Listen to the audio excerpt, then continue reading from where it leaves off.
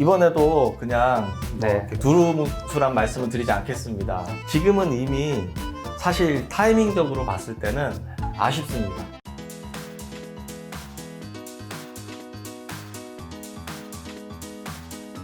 오늘 주제는 바로 부동산 투자 지금 사도 되는가 편입니다. 그 대표님이 사실 김작가TV의 처음 출연이 아니시죠? 아, 그렇네요. 저도 놀랐습니다.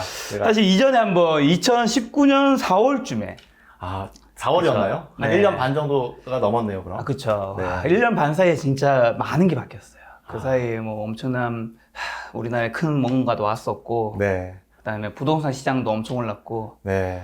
김작가TV 채널도 좀 성장하고 그게 가장 큰 변화인 것 같아요. 깜짝 놀랐습니다.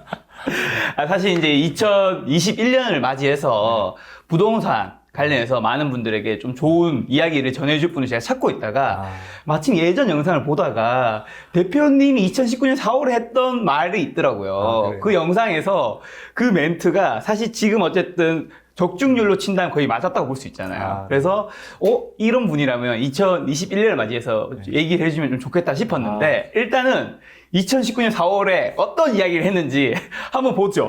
대표님이 엄청 초기에 출연한 영상이라서 옛날 영상에서부터 찾아보기 빨라요.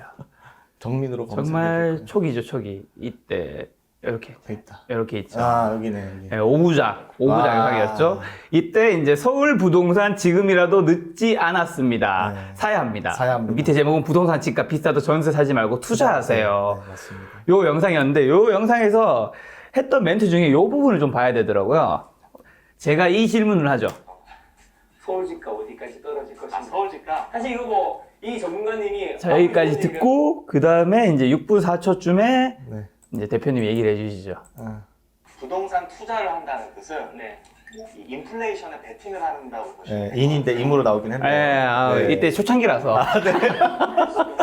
오히려 야, 풋풋합니다. 네. 인플레이션을 임으로 했네. 해왔던 거고, 홍남범자분들이나 집값이 많이 떨어질 것이다, 일본의 전철을 밟을 것이다, 이런 분들은 이제 현금이 좀 더 가치가 있을 거라고 보신다고는 저는 이렇게 생각을 해요. 네. 그런 측면에서 봤을 때 물론 이거는 뭐 신의 영역이죠. 그렇죠, 신의 영역이죠. 네, 신의 영역이에요. 누가 맞추겠습니까? 예. 정부에서도 지금 집값을 못 잡고 뭐 그렇게 있는데. 그럼요. 지금 우리나라 서울 집값 중위 가격 수준이 한 6억에서 8억 사이쯤 될 겁니다. 아, 이제 7억 2천이라고 그 당시에 7억 7억 2천. 정도 될 텐데 네. 거기 있는 서울 도심에 있는 중위 가격 아파트들은 네. 저는 크게 떨어지지 않는다고 봐요. 왜요? 일반적으로 똑같아요.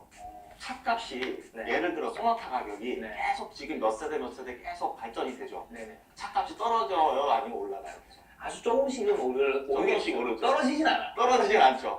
그럼 그것을 만드는 네. 현대자동차 그 임금 노동자들의 의견은 떨어져요, 올라가요? 조금씩 오르죠. 조금씩 오르죠. 설득되고 있어요. 짜장면 값이 떨어져요, 올라가요? 올라요. 네, 그러면 다른 건 다 오르는데 네. 유독 집값만 떨어진다? 저는 야. 그것도 안 맞는 개념이라고 보는 거예요. 자, 그 다음에 또 8분 40초에 좋은 얘기 있어요. 근데 서울 집값은 더 이상 이 질문을 하죠, 제가. 안 떨어질 거라 생각하시는 거죠. 네. 만약에 단언을 외부적으로 충격, 네. 뭐 예를 들어서 뭐 제2의 IMF 사실 어떻게 보면 이번에 코로나도 그런 외부 충격이죠. 그렇죠. 근데 그때 네. 제가 말씀드린 외부 충격과는 전혀 성격이 다릅니다. 비 걸리는 나라인데 지금은 코로나는 오히려 더 지금 유동성을 더 증가시키고 있거든요. 그래서 충격이라고 보기에도 조금 다르죠. 쭉 길게 늘려보면 단기적으로는 물가 상승률만큼은 간다는 게 제 생각입니다. 만약에 지금 서울에서 집을 살지 말지 고민하시는 분들은 사야가 기다려야 된다면 살 수 있다면 사는 게 좋을 것 사야지. 같다. 무주택자라면? 무주택자. 네,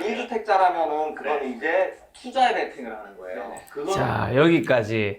어쨌든 그때 사야 된다는 입장을 취했고 집값은 결국엔 우상향할 것이라고 했는데 네.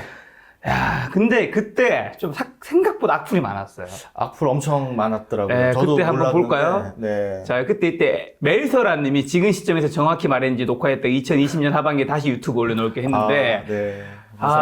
어쨌든 결론적으로는 올랐죠. 네. 그 다음에 자, 안은상님 5년 후에 봅시다. 예를 들면 스타리님은 또 이런 얘기를 하셨네요. 지나고 보니 저분이 맞는 말 한 거죠. 이런 얘기를 했었고 또 밑에 좀 악플이 조금 있었던 것 같은데 네, 악플이 되게 잘생겼다 이런 거는 심은 사람인가요? 아, 네. 그런 게 있네요. 네. 그 다음에 밑에 뭐 OH님 폭락 논자들이 조심하라고 댓글 남긴 1년 뒤 사실 그런 댓글들이 있었는데 네. 서울 아파트 중위 가격은 7.5에서 9억이 됐습니다. 이게 5개월 전이죠. 이게 지금은 약 10억 정도가 되었습니다. 맞아요. 네. 예를 들면 또 BJ님 좋아요도 6개 받았어요. 이분 네. 1호라면 상승해야지. 그럼 왜 하락하고 있지?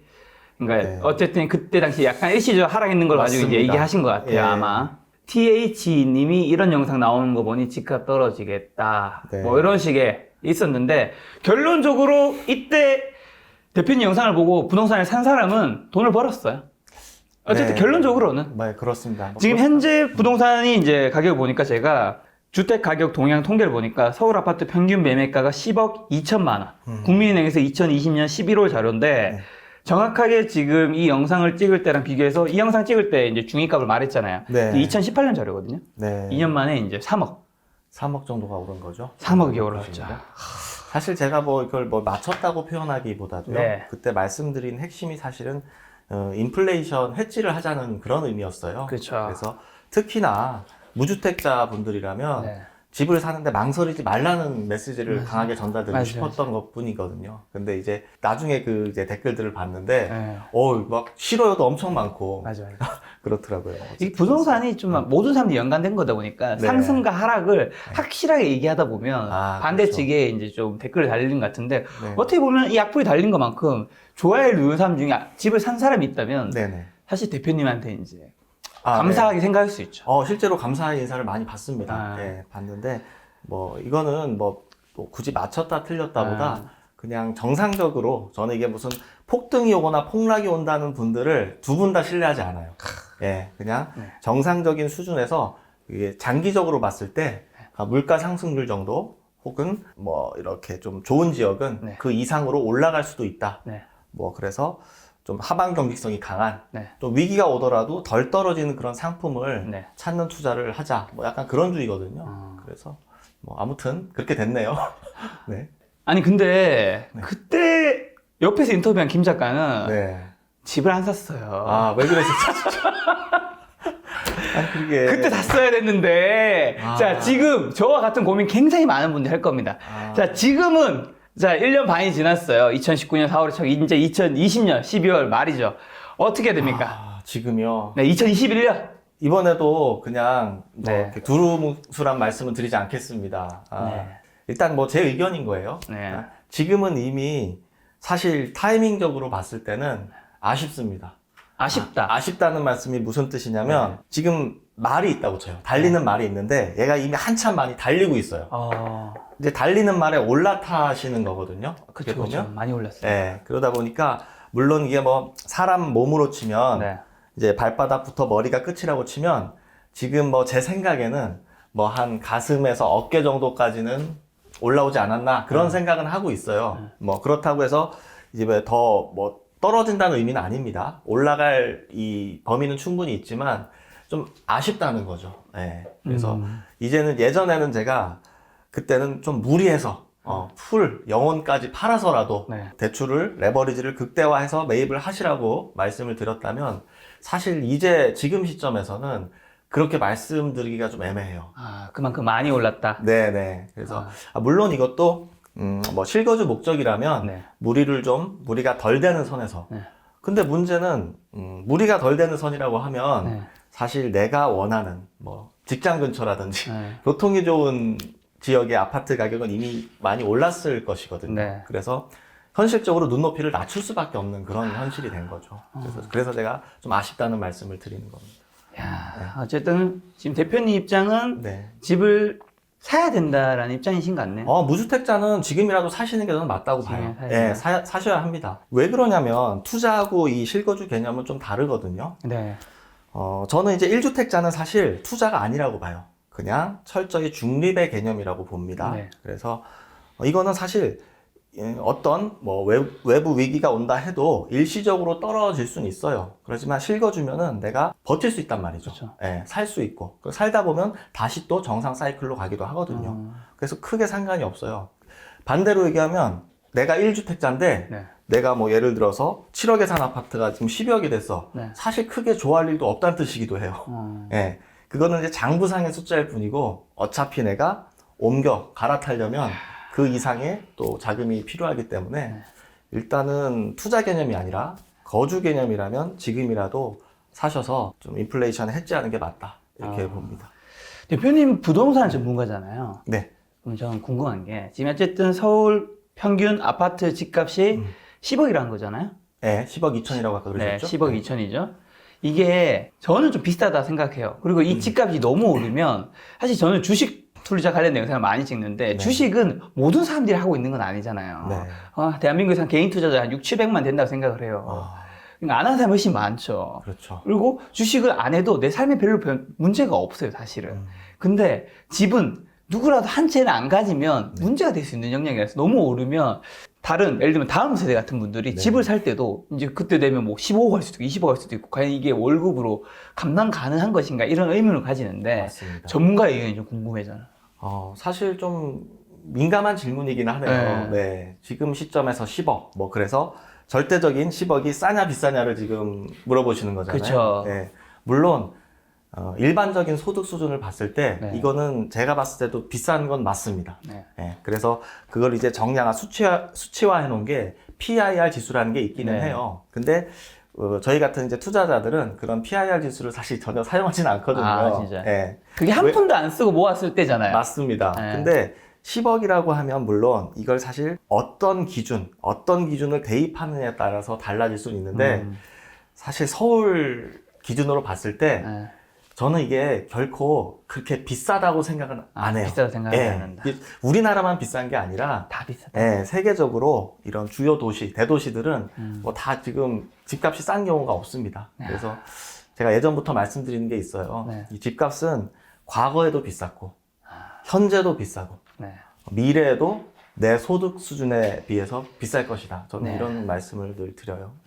어쨌든 대표님 말씀은 지금 집이 없으신 무주택자라면 네. 본인이 너무 심한 대출을 하지 않는 선에서는 네. 집을 사는 게 좋을 사는 것이다. 게- 결국은 네. 우상향하니까 잠시 주춤할 수는 있어도. 네네. 자, 요렇게만 얘기하면 네. 어떤 집을 사야 되는지 모르니까 좀 네. 헷갈릴 수 있잖아요. 그래서 그렇죠. 제가 좀 더 구체적으로 한번 들어가기 위해서 부동산 투자 전문가가 말해주면 지금 사면 좋을 탑 10 서울 아파트는 아니고 사면 좀 괜찮을 것 같은 한 10개 정도의 아파트를 네. 한번 사전 요청을 드렸어요. 사실 어제 네. 좀 고민을 했어요. 네. 왜냐면 이 뭐 특정 지역을 뭐 저는 사실 완전한 부동산 사이클 전문가는 아닙니다. 네. 경매 전문가로 알려져 있거든요. 네. 그래서 그렇다고 해서 뭐 부동산을 다루지 않는 건 아니기 때문에 뭐 어쨌든 정해는 오는데 네. 이거를 정확히 콕 집어서 네. 이게 좋게 반응이 오는 경우를 제가 거의 못 본 것 같아요. 네. 그래서 악플. 악플도 뭐 네. 많을 테고 한데 여러분 절대 네. 이제 참고용으로만 그렇죠. 참고용으로만 절대 이거 사라는 게 아니라는 거 꼭 참고하시면 좋겠고요. 네. 자, 현재 서울 같은 경우는 투기 가열지구로서 주택담보대출이 이제 규제를 받고 있죠. 그렇죠. 일단은 뭐 내 연봉이 뭐 3천이든 1억이든 40%가 대출 한도예요. 그렇죠. 그 40%는 이제 9억 이하 그렇습니다. 그리고 이제 9억이 초과되면 20%인데 15억까지. 네, 15억까지고 15억이 초과되면 이제 대출이 단 한 푼도 나오질 않습니다. 아, 그냥 앞에 있는 그 40% 20% 적용 안 되고 아예 그냥 대출 안 되는 그렇습니다. 올 현금. 올 현금. 올 현금으로 15억 이상 가지고 있는 사람이 도대체 몇 명이나 된다고. 그렇죠. 저도 그런 생각을 하는데 제가 이 말씀도 들었던 것 같아요.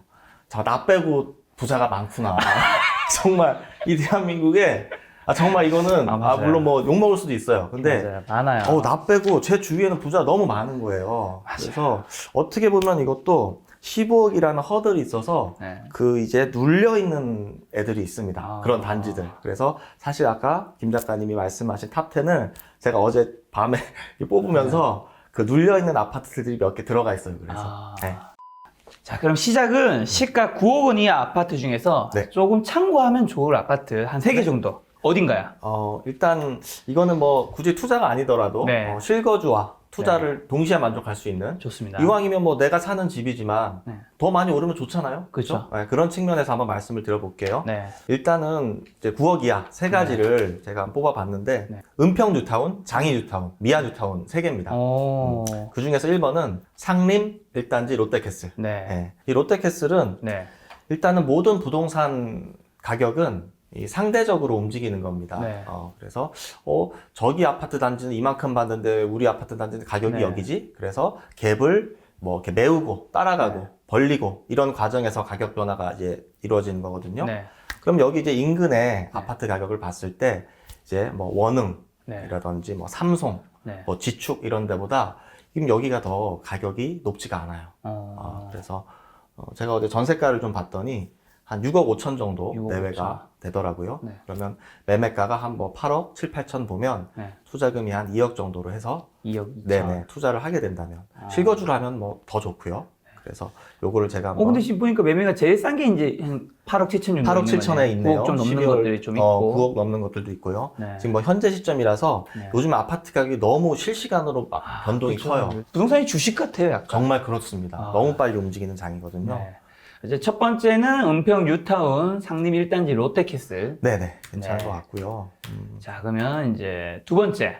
두 번째는 이제 장인 뉴타운으로 가볼게요. 네. 여기는 이제 꿈의 숲 대명루체라는 게 있는데 네. 참고로 제가 이거 평형대가 다르면 안 되기 때문에 네. 일단 다 30평대를 기준으로 이렇게 좋습니다. 했습니다.